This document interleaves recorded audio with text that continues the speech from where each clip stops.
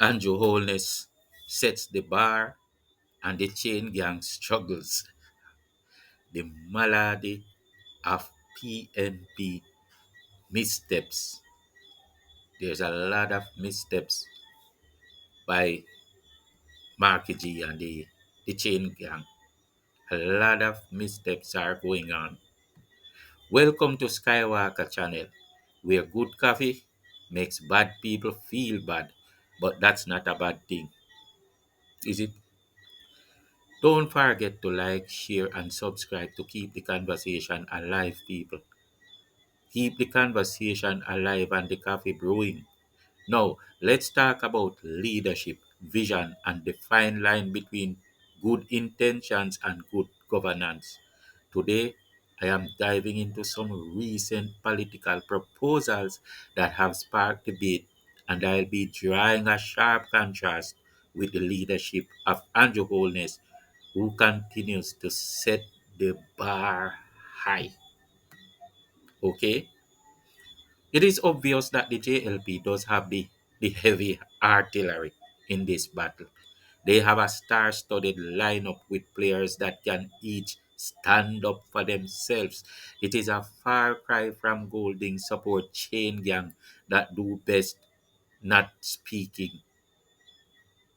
Yes, they do better when they don't speak. For foolishness will come out of their mouths and make people get to know them. The ignorance they spurt. This is why they cannot even present a plan, for it will come with holes like a sieve in it. To run a country, you have to have people that know if sugar sweet. You cannot send these people on the job to learn and fail in the meantime when the JLP is already making great forward movement. Jamaica is doing fine. Yeah, nothing is ever perfect, but Jamaica is doing fine, and there's no one else around who can do better right now. Moreover, just like the comrades knew what PJ would do and they still voted for him, the entire Jamaica know about Golding, Mark Golding. The entire Jamaica know about Golding, Finsack, and what he will do if he becomes the Prime Minister. Him and his British self. Why do you people hate yourselves so? No one who looks like you could get away with that insult. Mark Golding knows that too. He does know. Because I saw him in a Jamaica Politics Uncovered video insulting the comrades like dogs, and they accepted, talking about he doesn't need any of them. When I know them, I beg him vote. Imagine that, I him I beg them vote. Not even Portia could have gotten away with that because she is black.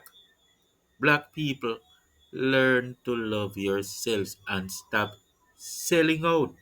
It's embarrassing. It's embarrassing. Remember, Remember how even the comrades regretted PJ? Well, Mark Golding is 10 times worse because remember again, he was the big FinSac advisor. What PJ did will be a joke to what Marky G will do if he runs this country. He already hinted by himself and members of his chain gang on more taxes, the return of hospital fees, and the buying out of social media with our own taxpayer dollars, something no government has ever done. And he would do that instead of trying to curb misinformation or disinformation, as the entire world is doing now. That's a big deal, but not one that could digest. You couldn't digest it. It's a big deal, but you couldn't digest it. Mm-mm, mm-mm, mm-mm. This man is coming with a wrecking ball to knock over Jamaica with. Let's look at some of their stupid plans, or maybe one or two. First up, Damian Crawford. Now, I don't agree with his idea of one business per household. Like it's impractical and shows a lack of understanding of how businesses operate. But let's be fair. The man had good intentions, but at the same time, you have to understand how business works and how society works and human nature. He's young, he's learning, and I think maybe he could be or he could have been misrepresented. I will be careful not to misinterpret his words, but I still disagree without his meaning being distorted. In other words, the truth is just as silly as the twist. So it doesn't really matter anyway. You don't even have to twist his word for it to be just as silly. Here's the thing, good governance isn't about forcing people into roles they are not suited for. It's about creating an environment where people can thrive naturally, right? And an income pool, you can send an income pool go work my business. Take this farmer, for example. He's a farmer because he loves it and he's good at it. But if he did not have that passion or was he naturally able to do it, he would be probably in something else. Maybe he would be a barber. Some people don't even care about business either. They just want to go on a 9 to 5. Personally, I have been a chef doing very well, but that wasn't my passion. So I walked away and people couldn't even fathom why. Because they say this man was doing good. You know, you can't legislate passion or talent. Policies need to respect the organic flow of human enterprise, not disrupt it with synthetic solutions.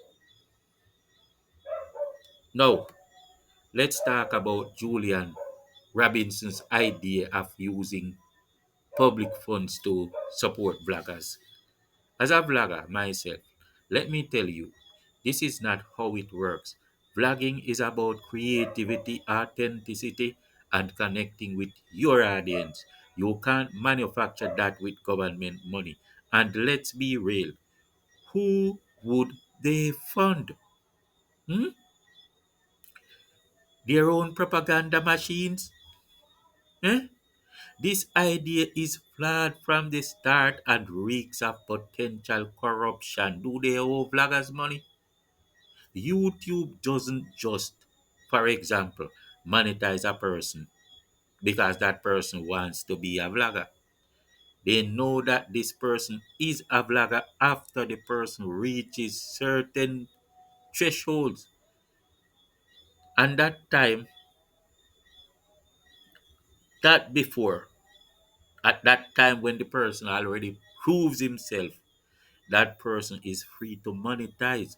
So where would your support come in? When would it be necessary? Or do you mean you would pay big vloggers like Dre and Tracy to keep spinning or something so that someone else won't buy out social media and cream you? Please explain. Or do you mean you would start some little vlogging schools? I thought their high school education was enough for vloggers. Huh? This thing sound like I'm watching some cartoon or something like that. It doesn't happen in real life. In real life, we don't have these conversations. Mark Golding has a malady of missteps about every issue he raises and everything he proposes. Not even he can make sense of them, just like his confounded babble speech. Brrr, brrr, brrr. Come on, people. Let's make some sense. Running a country is serious business. It cannot be done by a babbling man just because he is white and British and he has a chain to put on you And Andrew Holness is black with a Jamaican legacy and has never once been a Buckamaster or even a Buckamaster picnic. All he has is the legacy of a black man knows. Huh? Contrast Marky G, his mismatches and missteps with Andrew Holness. While the PNP struggles to get their ideas off the ground, or at least even get their ideas, Holness is earning international recognition for his leadership. In fact, he, he,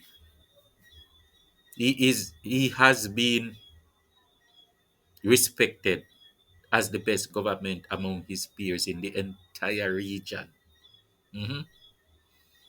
Yes, no one else here has ever done that. How to vote this election is actually a no-brainer.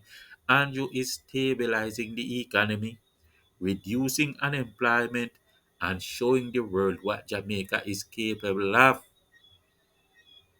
It's like being the top scorer in a football competition.